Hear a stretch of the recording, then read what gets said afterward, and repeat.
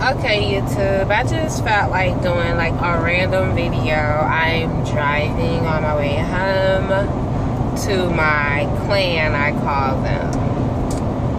Yeah, so anyways, I am, let's just say, 4.5 months postpartum twin girls. If you have not been following me, which I don't quite blame you because I have been very inconsistent, but yeah, so let's just talk about some of the issues that I've been having. Oh my god, hold up. Okay, wait, almost there. Hold up. Want to do it. Okay, so a lot of my issues have been due to me having to be on maternity leave and also bed rest for a long time, and a lot of things have happened, starting with my truck got repossessed. I got it back. I'm sorry. Don't get it twisted. I'm not conceited, but I'm too cute to be walking. Makeup be sweating. Eyebrows and shit be fucking sweating off and all that shit. Eyelashes and shit popping off. Honey. She not about it. And my kids, they extra dramatic too, honey. They be like, what? We gotta walk? What is that? So, yeah. So anyways, I got my truck back, with help, of course, but hey, it is what it is. Then my car got repossessed. I couldn't do nothing about that. Also,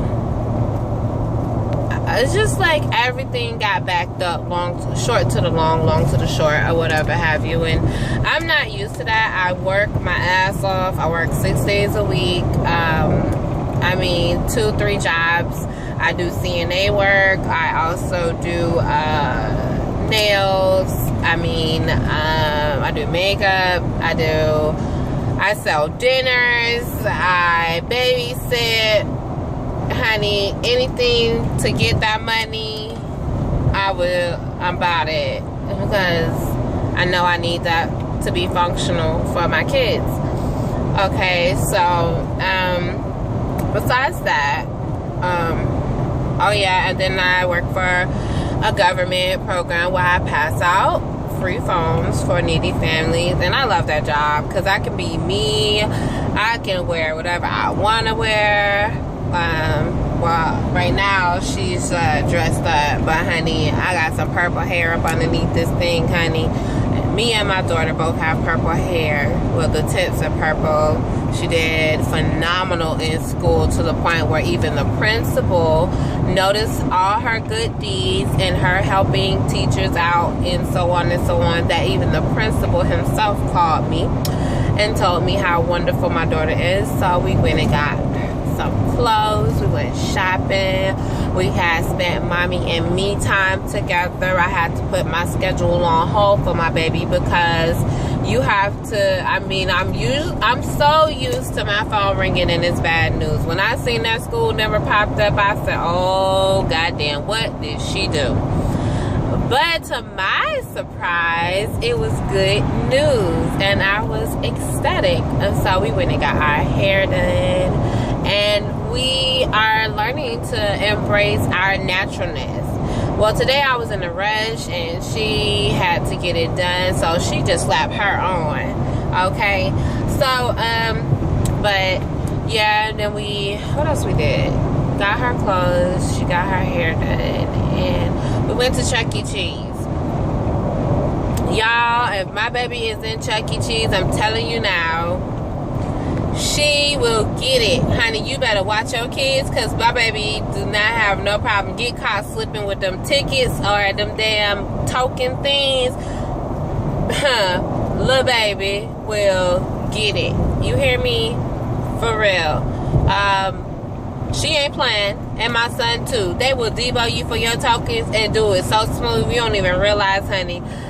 I I kept wondering, like, okay, I only give them like maybe 4 tokens at a time or whatever, because I don't want to put their cup down. I'm thinking they gonna get got from other kids, because you know my babies ain't hood raised. Like, I gotta take my babies in the hood, like field trips and stuff like that. Like, you know, they've always been in houses, nice apartments and stuff like that. I think I lived maybe in public housing 4 months, and that's it. And they didn't really go outside. We stayed in the house, or we went to a friend's house and then they played over there. But other than that, like, we didn't stay in the girl, this honey, listen, she got her own agenda, this hair. But we did not stay in the public housing like that. Don't get it twisted. I have no problem with that. I wish I could pay $2 rent and stuff like that, but I can't, because I don't want my kids to feel like that's an acceptable lifestyle, that it's okay. I mean, if I had to, then yeah, I will. But my kids is not gonna be no hood rats and this, that, and the third. And don't get it twisted. I'm not saying everybody who live in public housing is hood rats, because honey, if I could get Section 8, I would be on it. I don't give a damn. I pay almost $1,000 damn a month to stay in my damn house, okay, and struggle like a motherfucker. That's why I'm working 32 jobs like a goddamn Haitian, which I am. But you feel me? So it's just it's crazy. But you know, we go into the urban area just to give them that learning lesson, so they can see it, because I don't want my kids to be like naive to the point where they don't know how to protect themselves or whatever have you. Me, I'm from the South Side, you know. The only difference is I was raised in different areas and perspectives and stuff like that. Like, I was in foster care, so like I have, you can say, like, I experienced a lot of different things. I experienced the hood. I've been around Hispanics and Jamaicans and this, that, and the third in foster care. So I've seen different lifestyles, and I took a little bit from each one. And so, I mean, don't get it twisted. Oh, I've been around white people too. I love it, honey. They teach you how to be articulate and pronounce all of your words. Be articulate and all of that. I love it. And I love to learn. And in order for you to be functional and be successful in this world, you have to have the ability to accept constructive criticism. And I have been constructive criticized since I was in diapers, okay? So, yeah, don't get it twisted. I am very business oriented. I am working on opening a business or two, as well as honey, I will take these earrings off and get it like drag if need be. Like, it's nothing. But I really don't feel like it should ever get to that. I don't want it to get to that. I do not like to be like that. I feel like once I get to that point and I've exploded or whatever, I feel like it's not even worth it, and I'm more so upset with myself because I let it get to that point. And I do have somewhat of a temper, and I'm very overly protective over my kids. You can ask their second parent. I do not play. It might be the littlest thing, but I go 0 to 10 real quick about my kids, because anything putting them in danger or whatever have you, I'm very fraudulent about my kids. But besides that, since I've had the kids, I've mentioned it on the other video that I have postpartum depression. Part of it is because I worked my ass off, which me and CJ was having this conversation yesterday. The twins' second mommy was having a conversation about how I shut down when my house is not right. I am very sad. I'm depressed. And it's not even just the house. It's just like, don't get it twisted. I love LOVE my kids to death. Jump in front of anything for my kids. But it's in a way I felt like I wasn't really connecting with them, with the twins, because I was so busy trying to provide for them, and I was overly trying to provide for them that I wasn't there for them. I felt emotionally, I felt like, yeah, they're my kids, but in the same token, they're more so her kids, and I'm just like the person that's providing for them. And it just felt unnatural, like, you know, because I'm the mommy and I carry them, and I've never really felt like that disconnection from my kids before. And I was really sad, and I would always cry, and it was uncontrollable. And I still deal with this shit like every day or whatever. And, you know, they were telling me that I needed medication and stuff like that, and I was just like, I'm not gonna take no damn medicine, because that once I pop the first pill, it's like certified, bitch, you crazy, you need Jesus. Well, I denied it for quite some time, and then I just finally like gave in, because I was just tired of being sad and everything around my kids. But what they didn't tell me was that I was going to be extremely tired. So I went from not being a part of, feeling like I'm not a part of my kids' life, to sleeping my life away, which don't work for me, which made it really bad, because I work so much, and then I'm sluggish, I'm tired. I always was tired. So I had to speak to my doctor about the medicine, and then he gave me something else. I don't even remember what it was, but it was a little bit better. But I was just like, this is not it. So anyways, 4.5 months later, I'm still on the medication, and I'm doing okay. I'm starting to feel a little bit better about myself. I slowly move forward. I tell people like this, how I deal with my life and the craziness and all the things that I go through. I say, I go minute by minute, hour by hour, day by day. That's how I make it each and every day. That's my thing, like, because so much has happened to me, like, it's crazy, you know. Like, I have a 3-year-old from my ex-wife, and like, since we've been separated, of course, quite naturally, it's been hard, because yes, I do love my ex-wife, but I don't think we could ever be together, because we're so different and we don't understand each other. But in the same token, we are the same, and we've been glued together for 10 years or whatever, but we're no longer together. So it's like, okay, trying to learn how to grow apart or whatever, and deal with each other and try to co-parent. Well, I'm not even gonna lie, co-parenting with her, with the person that she with, ain't happening. .com.net.edu, no ham, no turkey, no none of that shit. It ain't going down. So when she get her new biscuit or something like that, then maybe, I don't know, sometime, but it ain't happening with that biscuit that she with, especially the bitch that she cheated on me with. And then talk about co-parenting, and I need to get along with her. I ain't got to get along with no damn body but Jesus, okay? So, moving forward, yeah, so, I mean, it even got to the point where CJ, the twin second mom, and her got into it about her stepping up, taking care of our son. And she told CJ, like, well, that's your responsibility. You got in a relationship with a woman who got kids, so nigga, you need to step up. What kind of buffoonery? Yes, I said buffoonery. What kind of buffoonery is that to tell some fucking body?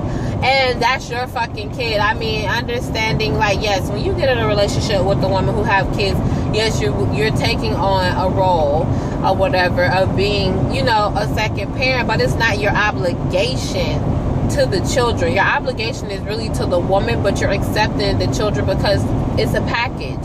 It's a package deal, and that's what makes things so complicated with, I won't even just say lesbian relationships. I would just say relationships in general with women who have children, because the women who have children, trust me, we understand, well, us that got a little bit damn sense, understand that it is hard to date a woman with kids. But then we have these asshole second parents that don't want to do shit and make our life so dysfunctional that it complicates the situation of us dating and being happy with somebody else. They only want to take care of the kids when they ass with you, not when you're separated. This girl, my ex-wife, literally talks shit all fucking year about doing something for Dre.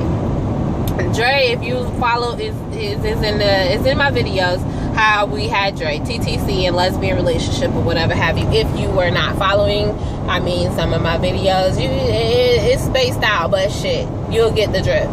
So, anywho, she kept telling me, oh, I got Dre and Nunu's my daughter, got them some school clothes and supplies and whatnot. I got them. It's either you want the school clothes or you want the dresser. She told me she was going to get me a dresser. Like, shit, I was still pregnant. And she was like, she was going to get our son a dresser because he had broke the dresser and shit that we had bought. Well, technically, I bought. So I was like, well, just get him a good sturdy dresser from the thrift store because, you know, he's crazy. He jumps off shit and he's very rough. He's 100% boy. So she was like, okay. So then she was like, I was like, well, when we had got in an argument or whatever, she was like, oh, well, what the fuck do you want? Do you want the fucking dresser or do you want school clothes or whatever have you? So I was like, you know what? Fuck it. You know what I mean? Like, whatever. So my words and stuff in talking to her is very, like, slim because she already has to, like, go through, what you call it, FBI casing with her girlfriend because her girlfriend says she don't trust me. No, baby, don't worry about me. I don't owe you shit. And if I wanted to, bitch, I would grease that motherfucker face. How about that? But it's not me she need to be worried about. Her girlfriend, my ex-wife, is the one who be pulling on my clothes, talking about how she want her family back and how she want to kiss on me and eat at my motherfucking table, bitch. Not me. I don't owe you a motherfucking thing. I don't sleep with your ass at night, bitch. I don't owe you no motherfucking respect, bitch. You can kidrocks.com. That's what the fuck you can do. But, anywho, I'm back. So, she shows up. She calls me. She's like, meet me over here so I can give you the clothes or whatever have you. And so every time she comes to come see the kids, she got to bring this ugly ass bitch with her, which she know that me and her don't get down or whatever. So I don't understand. Y'all let me know if I'm wrong. Would you put visiting your children on the line just to bring your new bitch with you, and you know that your baby mom / wife, still married, trying to get divorced, I'm working on it, is motherfucking crazy.com and motherfucking you're putting me in a position where I want to punch this bitch in her face. So, like, would you do that? Would you bring the other woman to your baby mama / wife house, and your baby mama / wife fucking ask you, please do not bring that girl to my house? She still do it. So, and I punch the bitch in her face eventually, because it will happen if she bring her to my house and she catch me on the wrong day. God forbid I'm PMSing or some shit. I'm probably gonna beat the shit out that bitch. Honestly. Like, I keep trying to keep my composure, and from the inside looking outside looking in, whatever have you, it looks like it's me. But on the contrary, when she comes over my house to see the kids, and if she is by herself, I go in my room and close the fucking door, or I go on the other side of the house and let them do their thing. I do that because if you watch my last video, her girlfriend took a bath with my son. And so, no, if you want to see the kids, you bring your ass to my house so I can control the atmosphere of where my children are. And I know that they're fucking safe. That's why. So, anywho, long to the short, wrapping that part up, she shows up and she hands me a bag of clothes and a bag of school supplies or whatever. So we get home or whatever. The kids trying to see, like, what they got from her or whatever. They fucking ecstatic, right? Mind you, I spend fucking $1,000 and shit on clothes and shit all the fucking time, and they don't even be seeming like they goddamn excited. But just because this bitch bought that shit, they excited. So I had to wait fucking 8-9 months, y'all, for fucking 6 outfits. 6 motherfucking outfits and fucking 4 pairs of motherfucking shoes for my goddamn kids. And I've been taking care of my fucking son for 3 fucking years, bitch. 3 years by my motherfucking self. and you bring me 6 outfits. I had to wait 8 fucking months. You could have bought a motherfucking outfit a goddamn month and still did better than that. But that's what she did, and she thought she did something, and she bought my daughter, I think, maybe 2 outfits and a pair of 2 pairs of shorts or something like that. But then again, I don't even think she bought that shit. I think her girlfriend bought that shit or whatever have you, because she asked me in the text message, hey, do you want the clothes that Keita bought her? Bitch, I don't give a fuck. Don't even mention that bitch name to me. I wouldn't give a fuck if that bitch touched the sock. Don't tell me nothing about that motherfucking girl. And then she's like, well, I don't know what y'all problem is or whatever, but y'all need to talk. I don't need to talk to that motherfucker worth the motherfucking thing. What's funny to me is the bitch wanted to fuck me, but I said no, and you ended up giving in and you fucked the bitch. But it's cool though. Loyalty does not exist in motherfucking 2015. It is what it is. So, anywho, this video is quite long, so I'm going to put this bitch on stop, and then I'm about to start it over again, okay? .org.